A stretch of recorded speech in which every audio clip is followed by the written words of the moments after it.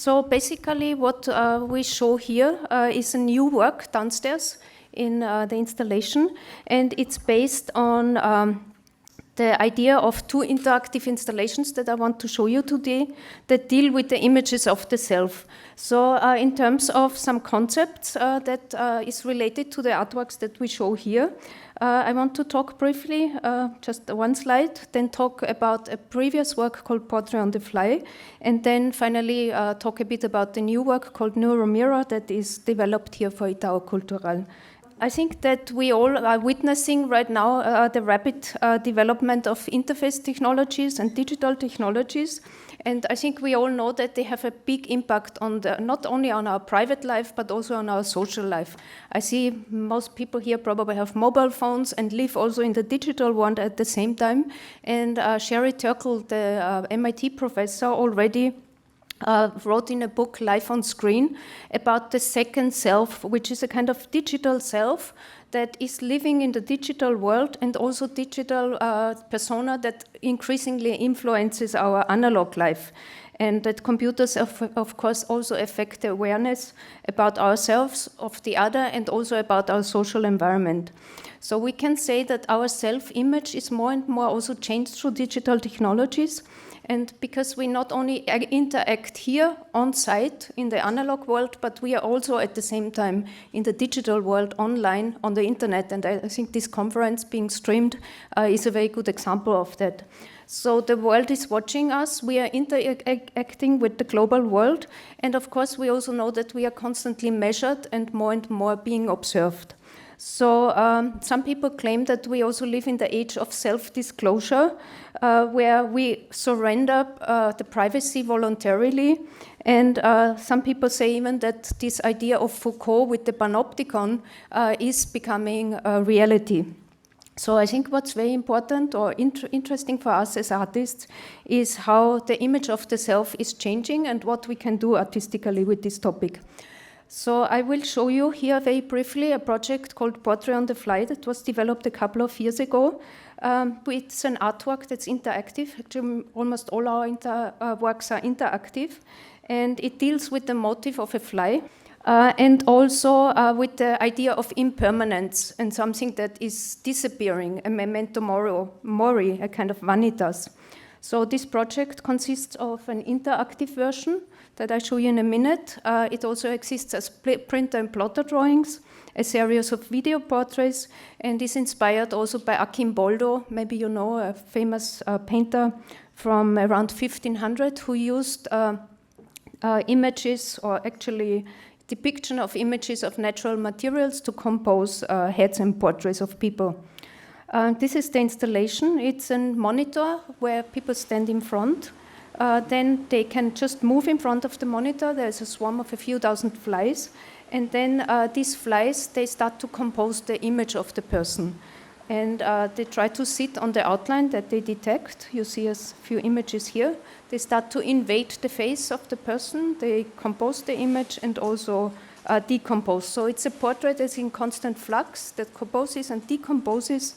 And maybe we can run the video here briefly, and Laurent can explain you a bit about it. It starts up with just a single fly. It's a photo of a real fly that we took and then multiplied by 10,000 on the screen. The flies are moving with an algorithm. It's basically a random walk, more or less. And then they cannot go out of this screen space. As you come, there's a camera, as you can see on top of the monitor. You come close to the screen. If you move, no, you don't see anything. But if you stay still for a few seconds, the flies have time to actually come and stick to the contour of the person.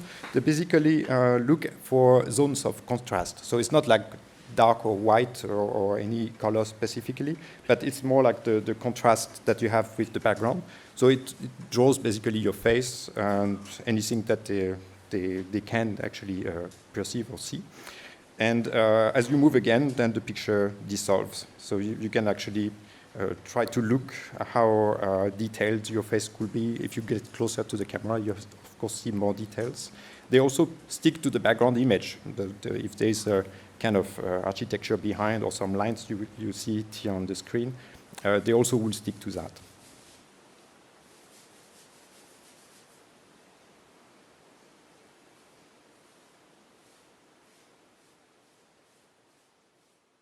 So in terms of digital prints and portraits, we also collect images of media artists, media theorists, people from the field of media art or generally contemporary art. Here, for example, we were very lucky to meet Jascha Reinhardt in one of the last Emoção Artificial conferences here in Sao Paulo, and she agreed to be part of this series. So we took a few photos of her and converted her with our Fly software into portraits. Then we have many other portraits, 1 by 1 meter, printed out and in frames. This was an exhibition in Sweden at the Technical Museum Stockholm, where we had 20 such portraits plus interactive installations.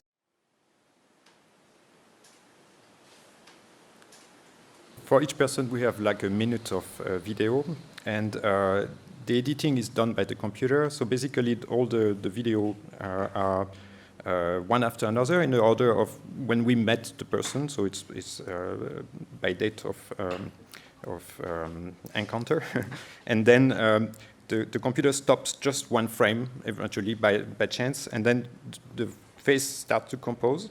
Then it dissolves again, eventually it stops again in another place, and then you see the face. So you don't see the video running, but it's actually behind it's actually running, but only when there is a still image, then you see the photo composing. And it's very brief, so you just can have a glimpse, and then it's gone. The same thing for the titles, actually, it's just part of the editing of the video, and the slides just stick to the title, so you have also the possibility to read the name of the person before they appear. Mm-hmm. Yeah, so this is like an ongoing project. There are more and more people becoming part of it, and it's also dealing about the topic that media art is a very ephemeral form of art. And so we want to also keep not just the artworks, but also the protagonists who contribute to the field of media art. And here are some of them displayed.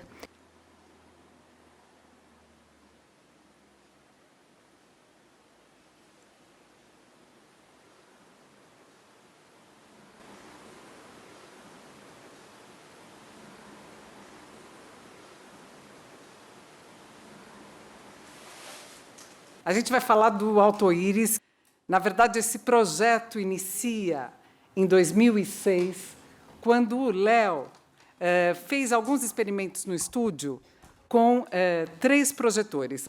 Ele começou a fazer uma experimentação usando 3 câmeras, handcam, tecnologia nos 80, nos 90, e os projetores. Isso originou um ensaio fotográfico, que são as fotos que a gente está vendo agora. Só que, nesse ensaio fotográfico, o Léo percebeu uma dimensão, que era a dimensão do movimento espontâneo. A coisa se mexia por ela mesma.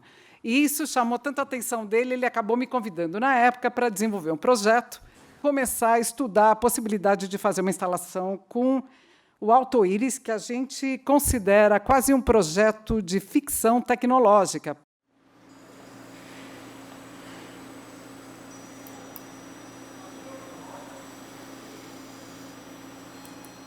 Porque ele não tem nada, ele tem a tecnologia de fábrica. Projetores, 3 projetores, 3 câmeras, e aí, para o Alto-Íris, nós desenvolvemos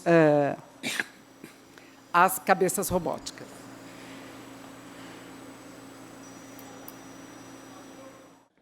Vocês vão ter que acostumar com a minha voz, porque eu fiz uma cirurgia, então está meio baixinha, né?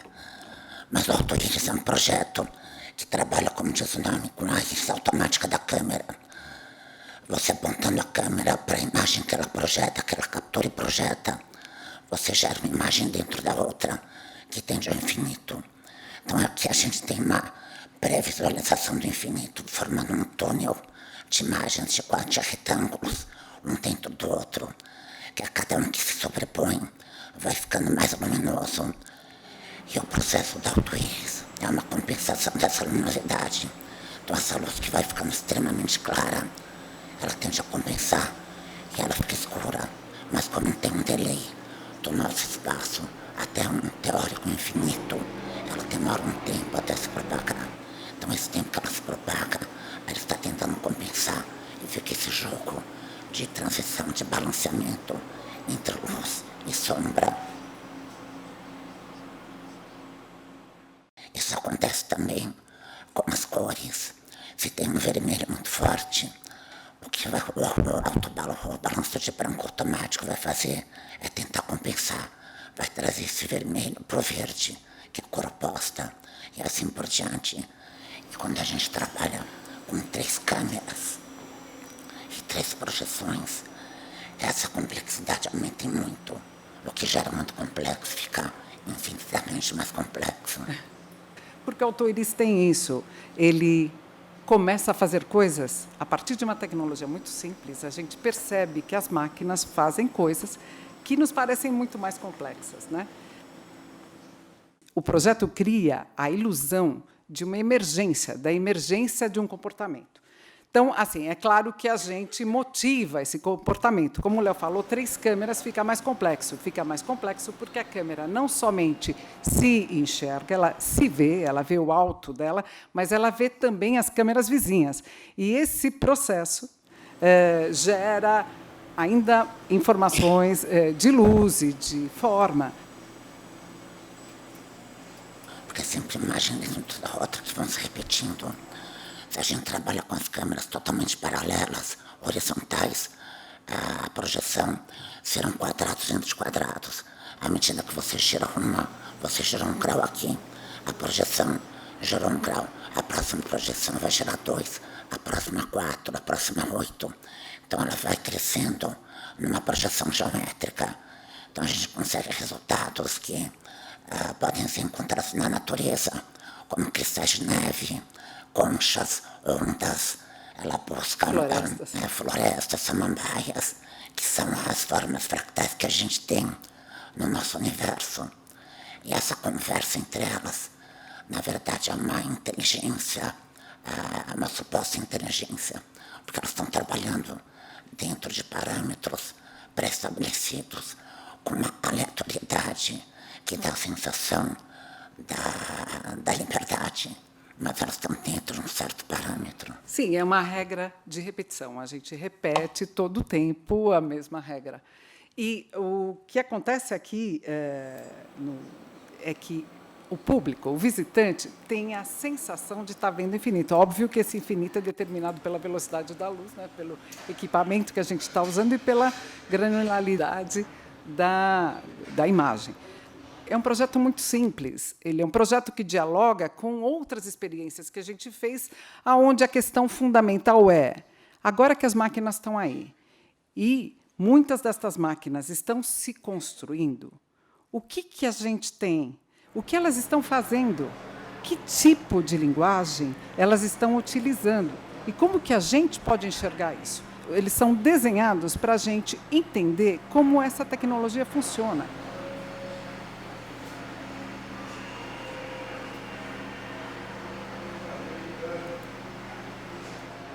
Se qualquer um de vocês pegar uma câmera de vídeo e apontar para a projeção, vocês vão ter um resultado, vocês vão criar um túnel de luz.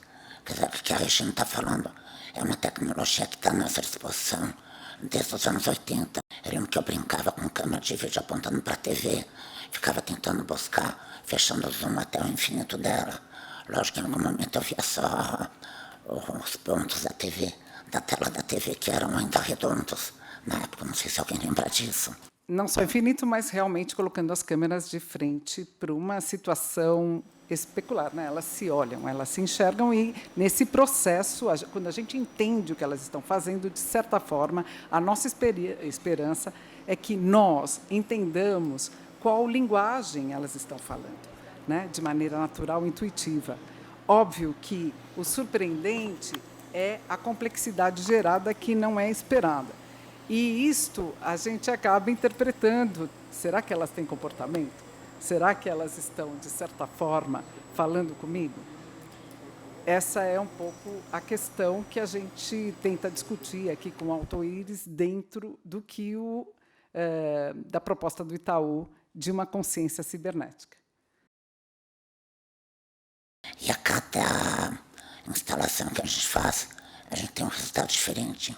Os primeiros testes que a gente usava câmeras de qualidade diferente, que eram câmeras dos anos 90, tinham uma outra característica, que essas câmeras já enxergam a imagem de um modo diferente.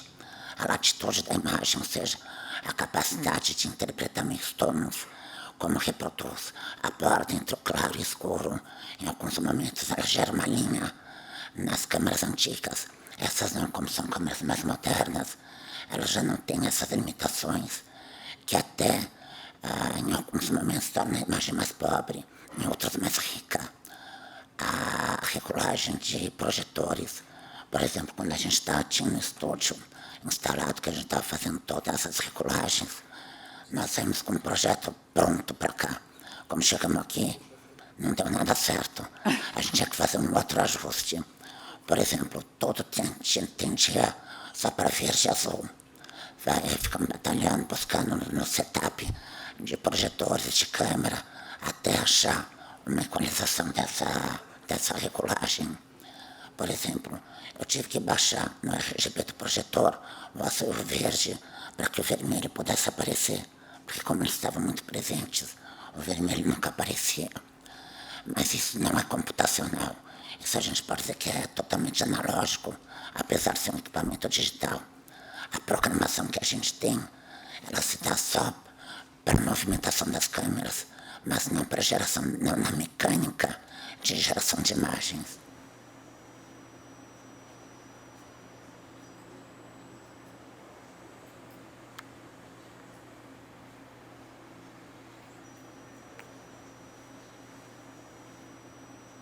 So let's move on in terms of NeuroMirror, the completely new work that was developed here with the help of Idao Cultural.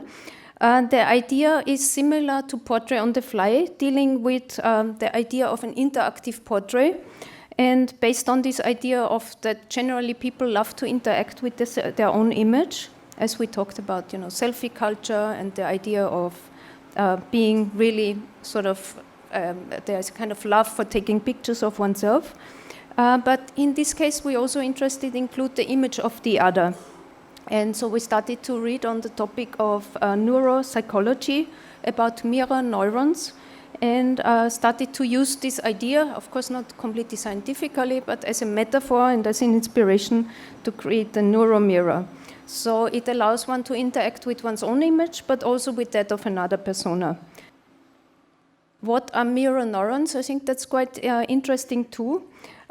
They were discovered by Italian neurophysiologist Giacomo Rizzolatti in 1999 with experiments on macaque monkeys. And they are a class of neurons. Everyone has them. They're in our brain. They modulate their activity when we execute an action by ourselves, but also when we see other people executing that action. And for example, here I put that image, it's a bit cheesy, but quite easy to understand. If the monkey grabs a banana, then inside his brain, certain region of mirror neurons are being triggered. And if he sees another person or another monkey grabbing a banana, exactly the same mirror neurons are triggered in his brain. And this is something that's really useful because these mirror neurons, they help us to intuitively understand other people's feelings, emotions, sorrow, joy, but also empathy. So it's very important for developing empathy, the feeling to others, so we can feel what the others feel. And some people even claim that the theory of mind, that our consciousness is very strongly linked to mirror neurons. Of course, I don't want to now claim that I know everything about mirror neurons, but it seems sort of logic to me that, when we watch children in their development, that they often imitate their mother, they imitate other people, and by doing so, they develop a conscious about themselves. So what's also interesting is that the information we have about a certain situation, even if it's incomplete, already helps us to make predictions of what the others or other people are going to do. So we are very good and very skillful in judging right away what other people are planning to do because we've reflected back onto us. So the image we have about others is totally related to the image we have about ourselves. People who cannot feel empathy towards others, they really have a problem with their mirror neurons. So I think there's really a lot of research going on in this direction.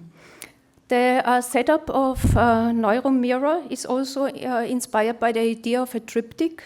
maybe you have here, of course, many museums where you might also have seen those kind of altars. The triptych was used a lot in the Middle Ages and also in the Renaissance. And often the main protagonists are displayed in the middle, while the supporting figures are on the left or on the right side. And the usual reading is from left to right. Here, for example, you see Hieronymus Bosch, the Hewe triptych, where on the left side you see the heaven being displayed, and on the right side already some scene from the hell, and in the middle there are a lot of complex actions going on.